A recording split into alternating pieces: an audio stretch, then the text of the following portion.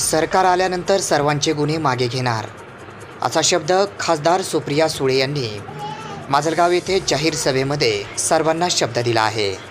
आज रविवार दिनांक 17 नोव्हेंबर रोजी दुपारी 3 वाजता माजलगाव येथे आयोजित केलेल्या जाहीर सभेमध्ये त्या बोलत होत्या।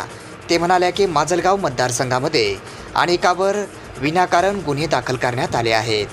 त्यामुळे आपलं सरकार आल्यानंतर, महाविकास आघाडीचे सरकार आल्यानंतर, आपला मुख्यमंत्री उभा राहिल्यानंतर आपण हे सर्व विनाकारण केलेली गुन्हे, सर्व केसेस मागे घेणार आहोत, असा देखील जाहीर सभेमध्ये खासदार सुप्रिया सुळे यांनी व्यक्त केले।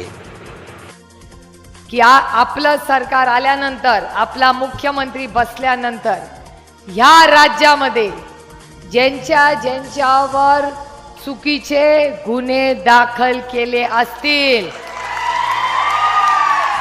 ज्यांनी शेतकऱ्यांसाठी लढला, आरक्षणासाठी लढला, महिलांच्या न्यायासाठी लढला, या कुठल्याही सहकारी आणि पदाधिकाऱ्यांच्या लिस्ट रेडी ठेवा। बाप्पा, तुम्ही पण लिस्ट रेडी ठेवा। आपल्याला लिस्ट रेडी ठेवायची आहे। जो शेतकऱ्यांसाठी लढला, जो महिलांसाठी लढला, जो आरक्षणासाठी लढला, यांच्या सगळ्यांच्या केसेस सरसकटपणे आपलं सरकार परत घेईल, हा शब्द मी तुम्हाला देते।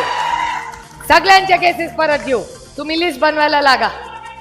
अशा प्रकारे खासदार सुप्रिया सुळे यांनी जाहीर सभेमध्ये आज हे वक्तव्य केले आहे।